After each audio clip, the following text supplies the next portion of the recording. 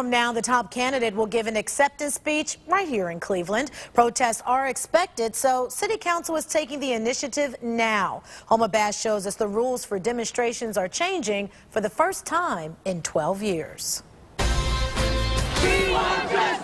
Protest after protest took over the streets of Cleveland over the last year. Reasons varying from Tamir Rice to Michael Brelow. So today, City Council passed new rules to regulate. It may not be perfect, but that's what led to this, is pointing out where our current ordinance is vague.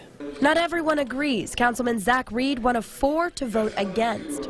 All of a sudden, when the RNC people come to town, we got to bring a new piece of legislation centered around what they call a parade. These aren't parades. These are demonstrations. Essentially, here's what the new rules say. You have to get a permit to parade or protest at an event if you know about it more than 2 days out.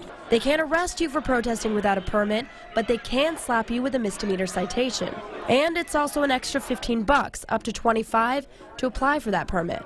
But what hasn't been decided just yet is what free speech zones will look like in Cleveland come RNC time. This is a photo of fences surrounding a controversial one during Denver's 2004 DNC. Free speech zones are a part of every political convention. They're a part of every presidential inauguration.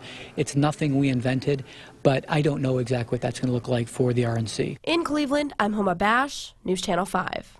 And starting in September, you'll be able to apply for a permit online.